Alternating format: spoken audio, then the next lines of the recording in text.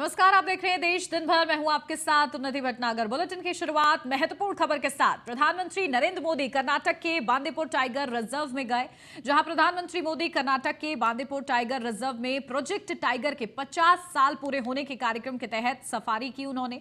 और इस दौरान प्रधानमंत्री मोदी ने जंगल सफारी का आनंद भी उठाया। सफारी के दौरान पीएम मोदी ने संरक्षण के प्रयासों में शामिल फ्रंटलाइन फील्ड स्टाफ और स्वयं सहायता समूहों के साथ बातचीत की। इसके साथ ही उन्होंने टाइगर रिजर्व के क्षेत्र निदेशकों के साथ भी बातचीत की, जिसके बाद प्रधानमंत्री मोदी मुदुमलाई टाइगर रिजर्व में थेबाकड़ू हाथी शिविर भी गए। प्रधानमंत्री नरेंद्र मोदी ने हाथी शिविर में अपने दौरे के दौरान हाथी को गन्ना खिलाते भी वो नजर आए। इसी के साथ ही उन्होंने वहां हाथी शिविर के महावतों के साथ बातचीत भी की है। तो ये खास तस्वीरें प्रधानमंत्री नरेंद्र मोदी के दौरे से जुड़ी हुई, जहां प्रोजेक्ट टाइगर के 50 साल पूरे होने पर वो पहुंचे और इस दौरान उन्होंने सफारी का आनंद लिया और हाथी को वो गन्ना खिलाते भी नजर आई। ये खूबसूरत तस्वीर सामने आई उनके दौरे से जुड़ी हुई, जो कि आपको दिखा रहे हैं। सोशल मीडिया पर ये तस्वीरें काफी ज्यादा ट्रेंड में हैं आज प्रधानमंत्री के दौरे से जुड़ी हुई। अपडेट लेते हैं, हमारे संवाददाता पीयूष तिवारी हमारे साथ जुड़ गए हैं। पीयूष, क्या कुछ जानकारी? देखिए, प्रधानमंत्री का कर्नाटक का ये दौरा और इस दौरान सोशल मीडिया पर उनकी ये तस्वीरें काफी ज्यादा वायरल हो रही हैं, ट्रेंड पर हैं कि किस तरीके से वो हाथी को गन्ना खिला रहे हैं। अलग अलग प्रतिक्रियाएं भी सामने आ रही हैं। जी बिल्कुल, बात है। देखिए प्रधानमंत्री नरेंद्र मोदी कहा जाता है कि जहां भी जाते हैं उसी इलाके की वेशभूषा में ढल जाते हैं और वही वही कहीं ना कहीं आज भी देखने को मिला है। प्रधानमंत्री नरेंद्र मोदी चूंकि आज कर्नाटक के बांदीपुर टाइगर रिजर्व में करीब उन्होंने 20 किलोमीटर की जीप सफारी का आनंद लिया। इसके साथ ही उन्होंने एक हाथी शिविर का भी दौरा किया और इस शिविर में हाथियों ने प्रधानमंत्री का स्वागत किया। इसके साथ ही हम बात करें तो यहाँ पे बाघ अभ्यारण्य के थेबुकड़ू शिविर में भी हाथियों को प्रधानमंत्री ने गन्ना खिलाया। इसके साथ ही आप देखिए जिस तरीके से प्रधानमंत्री की आज की वेशभूषा रही है, इसकी सोशल मीडिया पर काफी तारीफ हो रही है और कई लोग प्रधानमंत्री के जो प्रशंसक हैं और जो प्रशंसक नहीं भी हैं वो भी कहीं ना कहीं इस तस्वीर को शेयर कर रहे हैं और प्रधानमंत्री की तारीफ की जा रही है। तो निश्चित रूप से प्रधानमंत्री का जो दौरा है वो काफी अहम माना जा रहा है और चूंकि कल से ही वो दक्षिण भारत के राज्यों के दौरे पर है, तो निश्चित रूप से प्रधानमंत्री की अलग अलग जो तस्वीरें आई हैं, खासतौर पे टाइगर रिजर्व की अगर हम बात करें तो वो अपने आप में बेहद ही खास है, काफी अहम है, क्योंकि प्रधानमंत्री अक्सर इस तरीके की जगहों में या इस तरह की जगहों पे जाते हैं और रुचि दिखाते हैं। और चूंकि हम बात करें तो जिस तरीके से प्रधानमंत्री आज सुबह ही उनका जो हेलीकॉप्टर है वो वहाँ पे उतरा था और चूंकि जो बांदीपुर टाइगर रिजर्व है वहीं पे उनका प्रधानमंत्री का हेलीकॉप्टर उतरा था, वहीं से उनकी जो सफारी है वो शुरू हुई थी। तो निश्चित रूप से आज अगर हम बात करें तो आज ये भी कहा जा रहा है कि प्रधानमंत्री नरेंद्र मोदी 50 रुपए की स्मारक सिक्का और बाघ अभियान के प्रभावी क्रियान्वयन के लिए एक दस्तावेज भी जारी कर सकते हैं। तो निश्चित रूप से काफी महत्वपूर्ण दौरा है प्रधानमंत्री का, क्योंकि जिस तरीके से आज उन्होंने ये दौरा किया है कई जगहों पे उनकी हाथ जब हम बात करें तो प्रधानमंत्री का स्वागत भी किया गया है। इसके साथ ही वहाँ पे व्यवस्था की भी चाक चौबंद किया गया है। किसी भी तरीके से प्रधानमंत्री के दौरे को लेकर एहतियात बरता जा रहा है, किसी भी तरीके से उन्हें उनके रूट जो लगा हुआ है वहाँ पे परेशानी ना हो और तमाम जो अधिकारी है वो भी कहीं ना कहीं वहाँ पे मौजूद है। तो निश्चित रूप से जिस तरीके से प्रधानमंत्री का आज जो बिल्कुल एक अलग ही वेशभूषा के साथ विभिन्न कार्यक्रमों में शिरकत करते नजर आए हैं और इसी के चलते चर्चा का विषय भी बने हुए हैं। बहुत शुक्रिया पीयूष आपका तमाम जानकारी के लिए। बढ़ते आगे, प्रधानमंत्री का दक्षिण अभियान शुरू हो चुका है। यूं तो ये दौरा सरकारी है, लेकिन इसके सियासी मायने भी कम नहीं है। दक्षिण में बीजेपी कमल खिलाने के लिए बेकरार है और इस अभियान के सूत्रधार बने हैं प्रधानमंत्री नरेंद्र मोदी।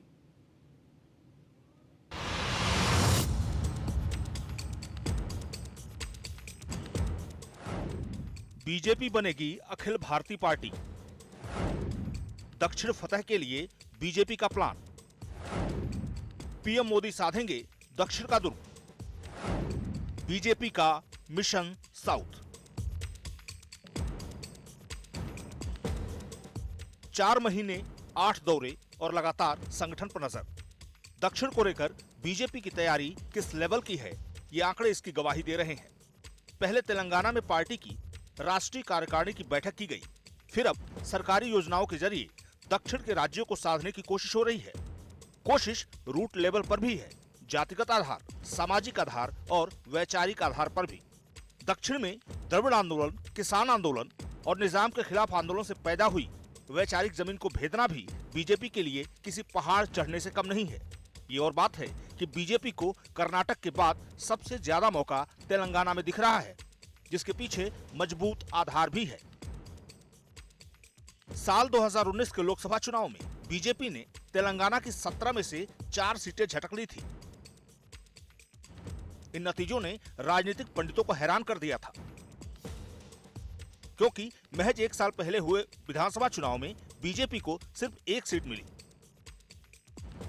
ज्यादातर सीटों पर बीजेपी के उम्मीदवारों की जमानत जब्त हो गई, लेकिन लोकसभा चुनाव में बीजेपी अचानक बढ़त लेती दिखी। नवंबर 2020 के दुब्बका उपचुनाव में भी बीजेपी ने सीट जीत ली। इतना ही नहीं, ग्रेटर हैदराबाद म्युनिसिपल चुनाव में भी बीजेपी विपक्षी पार्टी बन गई। पार्टी अखिल भारतीय पार्टी तो है ही। हम ये कह सकते हैं कि दक्षिण के राज्यों में अपनी पकड़ बनाने के लिए और अपनी उपस्थिति दर्ज कराने के लिए कुछ नए सिरे से प्रयास किए जा रहे हैं, क्योंकि पार्टी कर्नाटक को छोड़ के अब बाकी सभी दक्षिण के राज्यों में जैसे आंध्र प्रदेश, तेलंगाना, तमिलनाडु और केरल में अभी तक सत्ता में नहीं आई है कभी, और इन राज्यों में उनकी वहाँ के लोगों पर और वहाँ की राजनीति पर पकड़ भी अभी तक वैसी नहीं बन पाई है जैसा पार्टी चाहती रही है। इस दिशा में लेकिन जिस तरह से पार्टी तेज़ी से काम कर रही है, उससे मुझे लगता है कि धीरे धीरे ही सही, लेकिन आगे आने वाले कुछ समय में पार्टी ये चाहेगी कि उनके इन राज्यों में होने वाले चुनाव में पार्टी को कुछ सीटें तो मिलें जिससे वो शुरुआत कर सके। यानी 2019 के बाद से तेलंगाना में बीजेपी का आधार मजबूत हुआ है। इसकी एक बड़ी वजह सत्ता विरोधी लहर मानी जा रही है, लेकिन इससे ये साफ है कि अगले चुनाव में कांग्रेस की नंबर 2 की कुर्सी खतरे में है। फिलहाल 18% वोट हासिल करने वाली बीजेपी तेलंगाना विधानसभा में अगर 30% वोटों का आंकड़ा पार कर जाती है तो यकीन मानिए लोकसभा चुनाव में करिश्मा होना तय है। वहीं दक्षिण के दूसरे राज्यों की बात करें तो तमिलनाडु और केरल में अभी भी बीजेपी को खड़े होने में कड़ी मशक्कत करनी पड़ेगी। तमिलनाडु में फिलहाल बिना गठबंधन के बीजेपी का आगे बढ़ना मुश्किल है। बीजेपी के मौजूदा अध्यक्ष अन्नामलाई के नेतृत्व में बीजेपी की सभाओं में अब भीड़ जुट रही है, जो पार्टी के लिए अच्छे संकेत हैं। बीजेपी का अच्छा खासा आधार पश्चिमी तमिलनाडु के कुछ जिलों में है, लेकिन सीटें निकालने के लिए यह काफी नहीं। बीजेपी को यहां उम्मीद थेवर और गोंडर समुदाय से है, जो पारंपरिक रूप से डीएमके के विरोधी रहे हैं। वहीं केरल में बीजेपी के पास कोई चेहरा नहीं है, लेकिन हाल ही में बीजेपी में शामिल हुए एके एंटनी के बेटे अनिल एंटनी पर बीजेपी दांव खेल सकती है। भारतीय जनता पार्टी की व्यापकता इस समय पूरे देश में है। एक दौर था जब भारतीय जनता पार्टी को कहा जाता था यह शहरों की पार्टी है, हमने उस मिथक को भी तोड़ा। एक दौर था जब कहा जाता था कि यह नॉर्थ इंडिया की ही पार्टी है, हमने उस मिथक को भी तोड़ा। आज पूरब से लेकर पश्चिम तक और उत्तर से लेकर दक्षिण तक भारतीय जनता पार्टी के कार्यकर्ता हर गांव में, हर मोहल्ले में, हर शहर में है, और हमारा यशस्वी नेतृत्व लगातार कार्यकर्ताओं के मनोबल को बढ़ाते हुए सेवा, समर्पण और संकल्प के भाव को लेकर जनता के बीच जा रहा है। और यही वजह है कि भारतीय जनता पार्टी की स्वीकार्यता लगातार लोगों के मन में बढ़ रही है। यानी कुल मिलाकर देखें तो दक्षिण भारत में 2024 के लिए बीजेपी की उम्मीद सिर्फ कर्नाटक, आंध्र प्रदेश और तेलंगाना से अच्छी है। तमिलनाडु और केरल में अगर कोई चमत्कार हुआ तो ये बीजेपी के लिए सरप्लस साबित होगा। हालांकि फिलहाल ये कहना और ये तय करना बेहद मुश्किल है कि दक्षिण के दुर्ग को भेदने में बीजेपी को इतनी जल्दी कामयाबी मिल पाएगी। Bureau report, news 1 India. Maharashtra के मुख्यमंत्री एकनाथ शिंदे और उप मुख्यमंत्री देवेंद्र फडणवीस रामलला के दर्शन को लेकर राज्यसभा सांसद और उद्धव ठाकरे गुट के नेता संजय राउत ने तंज कसा है। संजय राउत ने कहा है कि मैं भी कई बार अयोध्या जा चुका हूं, लेकिन बीजेपी हमारे साथ नहीं आई थी। जब बाबरी का मुद्दा हुआ था तब वे भाग गए थे और अब गद्दारों की उंगली पकड़ कर जा रहे हैं। ऐसे लोगों को प्रभु श्रीराम का आशीर्वाद नहीं मिलता है।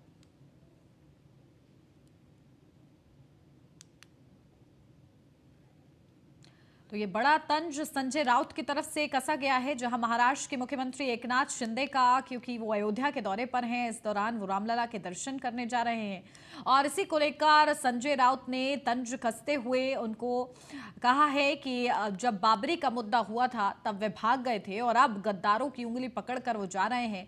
ऐसे लोगों को प्रभु श्री राम का आशीर्वाद नहीं मिलता है।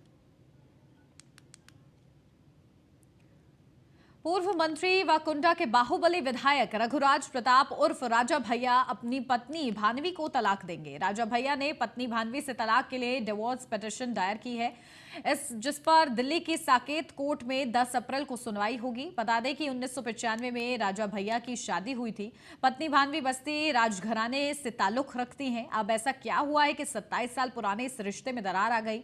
दरअसल कुछ दिन पहले राजा भैया की पत्नी भानवी ने राजा भैया के करीबी अध्यक्ष प्रताप समेत 7 पर मुकदमा दर्ज कराया था, जिस पर राजा भैया ने अक्षय प्रताप का खुलकर समर्थन किया था। वहीं राजा भैया की पत्नी भानवी ने कंपनी के शेयर हथियाने के आरोप में दिल्ली में मुकदमा दर्ज कराया था। राजा भैया और भानवी के तलाक की चर्चा से जिले का सियासी माहौल भी अब गर्मा गया है।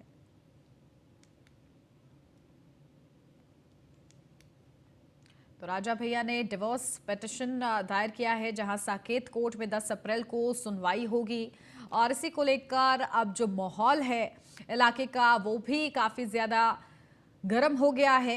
राजा भैया ने डिवोर्स पिटीशन अब क्योंकि दायर कर दी है और इससे पहले उनकी पत्नी ने नाराज़गी जताते हुए 10 लोगों के खिलाफ पिटीशन भी डाली थी और इसी को लेकर राजा भैया ने अक्षय प्रताप का खुलकर समर्थन किया था। तो वहीं राजा भैया की पत्नी भानवी ने कंपनी के शेयर हथियाने का आरोप लगाया था और इसी के चलते दिल्ली में मुकदमा दर्ज कराया था।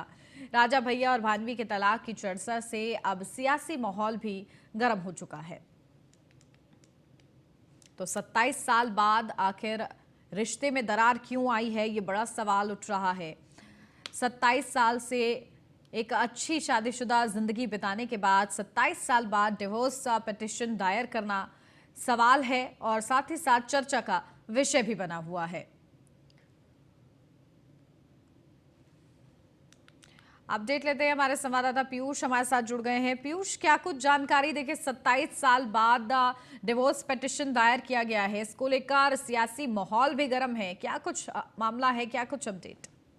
देखिए, अगर हम बात करें तो जिस तरीके से उत्तर प्रदेश की राजनीति का सबसे चर्चित नाम बताया जाता है रघुराज प्रताप सिंह उर्फ राजा भैया का, और एक बार फिर से वो चर्चाओं में बने हुए हैं। चूंकि उत्तर प्रदेश के कुंडा से विधायक है राजा भैया और उनकी पत्नी भानवी सिंह के बीच चल रहे तलाक केस पर कहीं न कहीं कल दिल्ली के साकेत कोर्ट में सुनवाई होने वाली है, क्योंकि बताया जा रहा है कि राजा भैया ने पत्नी भानवी सिंह पर गंभीर आरोप लगाते हुए कहीं न कहीं तलाक की अर्जी दाखिल की है। तो निश्चित रूप से कल अब साकेत कोर्ट में ये सुनवाई होगी, तब देखना होगा कि साकेत कोर्ट में क्या कुछ दलीलें दी जाती है, खासतौर पर राजा भैया की पत्नी की ओर से या खुद राजा भैया की ओर से। ये भी सोर्सेज बताते हैं कि राजा भैया की ओर से उनके वकील ही कहीं न कहीं कल जो दलीलें हैं वो पेश करते हुए नजर आएंगे। और इसके साथ ही अगर हम बात करें तो साकेत के पारिवारिक न्यायालय में ये सुनवाई होगी और पत्नी जो इनकी है राजा भैया की भानवी कुमारी सिंह, इनकी उनसे तलाक की जो अर्जी वो की गई है। तो निश्चित रूप से काफी महत्वपूर्ण जो सुनवाई है वो कहीं न कहीं कल होने वाली है। कल दिल्ली की फैमिली कोर्ट में ये सुनवाई होगी।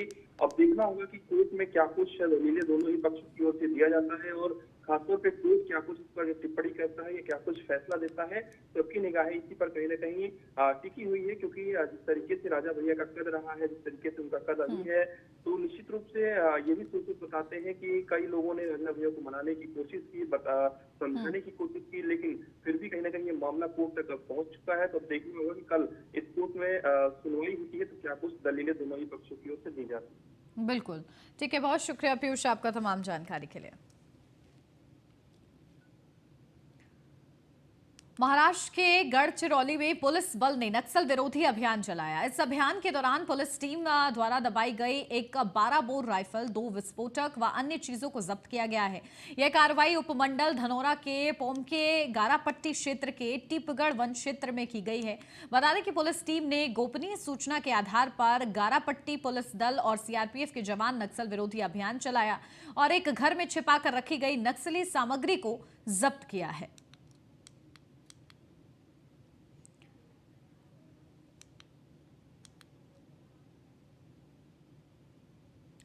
जम्मू कश्मीर के रामबन जिले में सड़क का एक हिस्सा धंस जाने से खाड़ी इलाके में रहने वाले लोगों का जिले के बाकी हिस्सों से संपर्क कट गया। यह घटना 23 राष्ट्रीय राइफल्स कैंप के पास नचलाना खारी लिंक रोड पर हुई है। इस घटना से 30,000 लोगों को परेशानी उठानी पड़ रही है।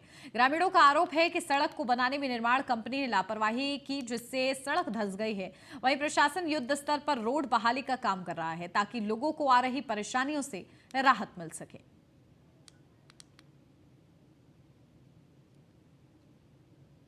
जिंदगी और मौत के बीच खींची गई लक्ष्मण रेखा, वो मैं इसीलिए कह रहा हूं क्योंकि तस्वीरों में आप देख पा रहे हैं कि यहाँ पर एक सड़क धंस चुकी है।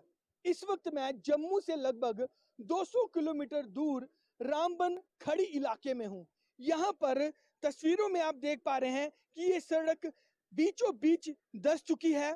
उस तरफ के लोग उस तरफ रह गए। इतना नुकसान हुआ है यहाँ, बहुत नुकसान हो रहा है सर। सारा ये देखो, हमारे लिए राशन की प्रॉब्लम है, हमारे लिए बिजली, पानी, तेल, हर चीज यहीं से आता है। सारा कुछ आने जाने में कितनी मुश्किलात। रोज मेरे लिए सब्जियां, हर कोई चीज कोई पहुंच ही नहीं रही है। कोई उधर से इनका अपना टंडल चल रहे हैं, उधर से अपनी गाड़ियां चला रहे हैं। हमारा ये मुसीबत इतनी ज्यादा इस वक्त मुश्किलात हो रही है जी। 100 साल का मैंने ऐसा मुसीबत नहीं देखा कभी। 100 साल का है ऐसा मुसीबत आज का है, कोई अंदाजा ही नहीं। इस वक्त आया 100 रुपया दिया बनारस से यहाँ तक 200। 4 बजे के करीब हम यहाँ से गए सर। काफ़ी मुश्किल सर। अभी एक बिजली शॉक करंट लगा सर, 33,000 kV एक्टिव लाइन पे लगा। हम यहाँ से उनको रेस्क्यू करते करते बानियाल अस्पताल में पहुँचाया सर। बहुत यहाँ सर, यहाँ के लोगों की ज़िंदगी सर 100 साल पीछे हम हैं अभी। इस तरफ लगभग 25 से 30,000 लोगों की आबादी है और वह मजबूर है इसी तरह लंबा सफर पैदल तय करने को। हालांकि प्रशासन की तरफ से जो कार्य है यहाँ पर वो मुकम्मल तौर पर पूरी कोशिश की जा रही है कि समय से पूरा किया जाए, लेकिन सड़क पूरी तरह से यहाँ पर धंस चुकी है, जिसकी वजह से लोगों को काफी मुश्किलात का सामना करना पड़ रहा है।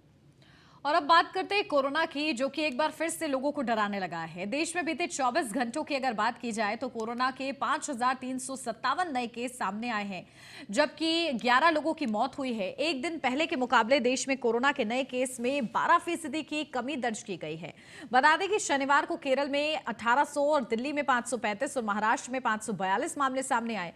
इन तीनों ही राज्यों में कोरोना मामलों में कमी आई है। जीनोम सीक्वेंसिंग पर नजर रखने वाली कमेटी ने खुलासा किया है कि देश में रोजाना सामने आ रहे कोरोना केसों में 38.2% केस XBB 1.16 ओमिक्रॉन वेरिएंट की वजह से हैं। ये वेरिएंट की तुलना में 1.27 गुना और वेरिएंट की तुलना में 1.17 गुना ज्यादा तेजी से इंसानों में फैलता है। इस वेरिएंट में कई तरह की एंटी सार्स एंटीबॉडीज के प्रतिरोधक क्षमता है।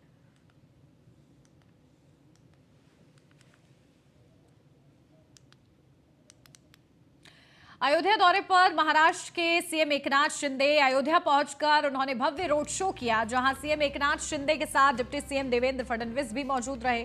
थोड़ी देर में रामलला के दर्शन पूजन करेंगे सीएम डिप्टी सीएम। मंदिर के दरवाजों के लिए सागौन की लकड़ी भी भेंट करेंगे। श्री राम मंदिर में महाआरती में शामिल होंगे एकनाथ शिंदे। 2:30 बजे अयोध्या में प्रेस कॉन्फ्रेंस करेंगे। शाम 5:45 पर सरयू घाट पर पहुंचेंगे। महाराष्ट्र सीएम शाम 6 बजे सरयू पर महाआरती में भी शामिल होंगे। इसी के साथ रात 10:30 पर लखनऊ से मुंबई रवाना होंगे। तो कल शाम 5 बजे मंत्रियों की बैठक। तो इसी बीच एक और बड़ी अपडेट निकाय चुनाव से जुड़ी हुई आपको बता दें, न्यूज़ 1 इंडिया पर इस वक्त सबसे बड़ी खबर, सीएम योगी ने बुलाई है मंत्रियों की बैठक और इस बैठक में कल शाम 5 बजे मंत्रियों की बैठक बुलाई गई है। इस बैठक में कई महत्वपूर्ण मुद्दों को लेकर चर्चा होगी। निकाय चुनाव को लेकर न्यूज़ 1 इंडिया पर यह सबसे बड़ी खबर इस वक्त आपको बता रहे हैं, जहां सीएम योगी ने मंत्रियों की बैठक बुलाई है और रणनीति पर मंथन किया जाएगा। निकाय चुनाव को लेकर वक्त अब कम है। कल शाम 5 बजे होगी मंत्रियों की बैठक। तो 5 बजे का वक्त मुकर्रर किया गया है इस बैठक के लिए और सीएम योगी आदित्यनाथ इस बैठक का नेतृत्व करेंगे। तो जरूरी दिशा निर्देश दिए जाएंगे। निकाय चुनाव को लेकर सभी मंत्रियों की बैठक बुलाई गई है, तो महत्वपूर्ण ये बैठक मानी जा रही है। तो कल शाम 5 बजे मंत्रियों की बैठक होगी और ये बड़ी अपडेट आपको बता रहे हैं निकाय चुनाव से जुड़ी हुई।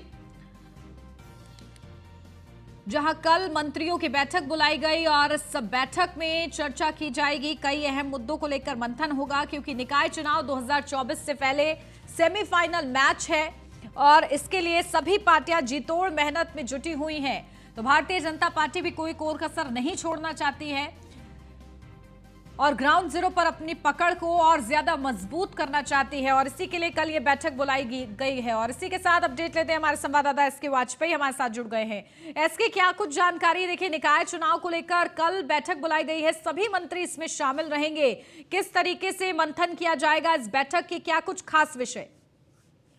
बिल्कुल, मुख्यमंत्री योगी आदित्यनाथ नगरीय निकाय को लेकर ये बैठक करेंगे, जिसमें चूंकि उत्तर प्रदेश में अंतिम जो आरक्षण सूची है वो जारी होनी है, क्योंकि जो आपत्तियां थी जो मेयर के पदों को लेकर थी, साथ ही साथ जो नगर पालिका परिषद, नगर पंचायतों के अध्यक्ष पद के आरक्षण से जुड़ी हुई है, उन पर चर्चा हो चुकी है और चर्चा के बाद लगभग चीजों को फाइनलाइज कर दिया गया है। अब इन सारी चीजों को मुख्यमंत्री योगी आदित्यनाथ के समक्ष रखा जाएगा, जिसके बाद अंतिम मोहर लगेगी और उसके बाद ही उत्तर प्रदेश सरकार की तरफ से जो अंतिम सूची है, साथ ही साथ जो चुनाव का प्रस्ताव है, वो उत्तर प्रदेश निर्वाचन आयोग को सौंपा जाना है, ताकि चुनाव प्रक्रिया को आगे बढ़ाया जाए, ताकि निर्वाचन आयोग उत्तर प्रदेश में चुनाव की अधिसूचना जारी करे। तो कहीं न कहीं उसके पहले मुख्यमंत्री योगी आदित्यनाथ एक बैठक करेंगे। इस बैठक में काफी महत्वपूर्ण रहने वाला है, क्योंकि ज्यादातर जो विषय थे उनको पूरी तरीके से समस्याओं को सुलझा लिया गया है। जो आपत्तियां आई थी उनका निस्तारण कर दिया गया है और सीधे तौर पर अगर हम देखें तो अब कोशिश ये होगी कि मुख्यमंत्री की रजामंदी के बाद इस अंतिम आरक्षण सूची को जारी किया जाए और उसके बाद मुख्यमंत्री के निर्देश पर ही अब एक जो प्रस्ताव नगर विकास विभाग से उत्तर प्रदेश निर्वाचन आयोग को जाना है, वो प्रस्ताव भेजा जाए, ताकि चुनाव प्रक्रिया को आगे बढ़ाया जा सके। हालांकि मुख्यमंत्री भी आज क्योंकि बाहर है और नगर विकास मंत्री भी वाराणसी के दौरे पर है, यही एक वजह है कि ये मीटिंग कल रखी गई है। कल इस मीटिंग में कहीं न कहीं अंतिम मोहर लगेगी अंतिम आरक्षण सूची पर। साथ ही साथ निर्वाचन आयोग को उत्तर प्रदेश सरकार की तरफ से जो प्रस्ताव दिया जाना है उत्तर प्रदेश में निर्वाचन के लिए, दोनों बातों को लेकर। बिल्कुल, और देखिए इंतजार किया जा रहा है अब, क्योंकि सभी पार्टियां जो है कहीं ना कहीं इसके देखा जाए तो तैयारियों में पहले से ही जुटी हुई थी और अब क्योंकि समय कम ही बचा है और ऐसे में कोई भी कोर कसर नहीं छोड़ना चाहती है पार्टियां ग्राउंड जीरो पर अपनी पार्टी को मजबूत करने के लिए। बिल्कुल, निश्चित तौर पर, क्योंकि लगातार चाहे वो भारतीय जनता पार्टी हो, चूंकि वो सत्ता में है, उत्तर प्रदेश से लेकर केंद्र तक की सत्ता में है, वहीं समाजवादी पार्टी उत्तर प्रदेश की सबसे बड़ी विपक्षी पार्टी है। चाहे फिर कांग्रेस हो या बहुजन समाज पार्टी हो या दूसरे क्षेत्रीय दल हो, सभी कोशिश कर रहे हैं कि 2024 बिल्कुल। तो देखिए, बड़ी ये बैठक है, इसके इस बैठक में क्या कुछ खास रहता है ये देखना होगा। बहुत शुक्रिया आपका तमाम जानकारी के लिए। इफ्तार पार्टी के बाद सीएम नीतीश कुमार का बयान सामने आया है। उन्होंने कहा है कि नालंदा हिंसा पर हुई गिरफ्तारी पर हम लोग इस पर पूरे तरीके से जांच करवा रहे हैं, इसमें गिरफ्तारी भी हो रही है। नीतीश कुमार ने राज्य में सांप्रदायिक सौहार्द बना रहे, इसको लेकर भी लोगों से अपील की है। सब लोग लगे हुए हैं दोनों जगहों पर, प्रशासन के लोग अपना काम कर रहे हैं सब लोग से। आज जहाँ भी नुकसान पहुँचाया गया है उसके लिए भी कुछ किया जाए, अलग चीज़ कुछ भी जगहों पर नुकसान कर दिया तो सब चीज़ों को भी देखा जा रहा है और लोगों के हित में जो करना है उसको भी किया जाएगा। ये सब बात हो रही है। शरद पवार ने बोला जेपीसी की जरूरत नहीं है अडानी मामले पे। अभी तो वही ना बताएंगे, जैसे आप कह रहे हम भी देख रहे हैं उनका। बिहार से हमारे ब्यूरो चीफ मनोज कुमार हमारे साथ जुड़ गए, सीधा उन्हीं का रुख करते हैं। मनोज, क्या कुछ जानकारी? देखिए, आखिरकार नीतीश कुमार का बयान सामने आया है, जो हिंसा हुई उसको लेकर उनकी तरफ से कहा गया है कि ठोस कदम उठाए जा रहे हैं, इस पूरे मामले की जांच की जा रही है। जी बिल्कुल, जिस प्रकार देखा जाए कि अभी देखिए बिहार में अब तेजस्वी सीएम है, तो जाहिर सी चीज है कि अभी भाजपा को बोलने का मौका मिल रहा है और ये चीजों को लेकर जिस प्रकार नीतीश कुमार ने अभी बताया कि अभी नालंदा और रोहतास वाले मामले में जो अभी चल रहे थे, लोग पूरी शहर चल रही थी, उसमें जहां तक रहा उसको अब शांत किया गया माहौल को, और जो लोग जो ज्यादा एक्टिव थे इस मामले को बढ़ावा देने वाले, वैसे लोगों की अरेस्टिंग की जा रही है। मैं बता दूं कि इस मामले में कुछ ऐसे भी अपराधियों की कुर्की तक जब्ती की जा रही है जो कि मतलब जो भड़काने का काम किए, भड़काऊ बयान दिए, दो समुदाय के बीचों में जो झगड़ा का जो कारण विवाद बनते गए, ऐसे लोगों की अब कुर्की जब्ती हो रही है। और नीतीश कुमार चाह रहे हैं कि उनकी सरकार में ये शांति प्रिय बने रहे माहौल और किसी तरह का इस तरह का विवाद ना हो। बिल्कुल, और इससे पहले मनोज वो ये भी कह चुके हैं कि कहीं ना कहीं साजिश के तहत हिंसा करवाई गई थी, तो अब कहीं ना कहीं इस पूरे मामले को शांत करने का प्रयास किया जा रहा है। जी देखिए, अमित शाह जब आए हुए थे बिहार में, उस समय उनका एक बयान आया था जिसमें उन्होंने कहा था कि दंगइयों को उल्टा लटकाने का काम करेगा जब बीजेपी की सरकार हुआ करेगी। तो इस चीज को लेकर नीतीश कुमार जी ने भी बोलना समझा। लेकिन देखिए, उन्होंने भाजपा का नाम तो नहीं लिया, लेकिन इनडायरेक्ट उन्होंने विधानसभा का सत्र चल रहा था, उस क्रम में उन्होंने पत्रकारों से बात करने के क्रम में यह भी कहा कि इस तरह का जो लोग मार्केटिंग कर रहे हैं आकर बिहार में, वो मार्केटिंग करना बंद कर दे और भड़काऊ भाषण देकर बिहार में इस तरह का दो समुदायों के बीच में आपसी विवाद बनाने का प्रयास। अब बड़ी चुनौती प्रशासन के लिए यही है कि कहीं ना कहीं शांति जो है बनाकर रखी जाए। ठीक है, बहुत शुक्रिया आपका मनोज तमाम जानकारी के लिए। और इसी के साथ इस बुलेटिन में बस इतना ही। खबरों का सिलसिला आगे भी जारी है, आप बने रहिए न्यूज़ 1 इंडिया के साथ।